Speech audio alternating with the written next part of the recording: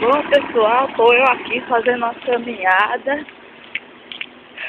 aqui em Guape, nessa avenida que vai para a rodoviária, porque aqui no domingo não tem ônibus nem a pau, mas graças a Deus, né? Aqui a gente tem que caminhar, que é um lugar legal pra caramba. E até o negócio de andar de bicicleta ali do outro lado.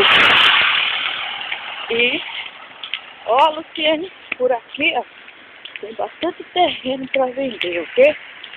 Desse lado principalmente, do lado esquerdo que eu tô passando.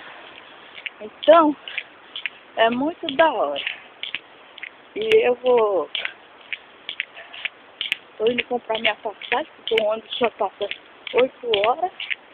E como nós combinamos, eu tenho que fazer caminhada. Tô de chinelo, mas nem posso. Aqui, ó, o lugar é bem legal.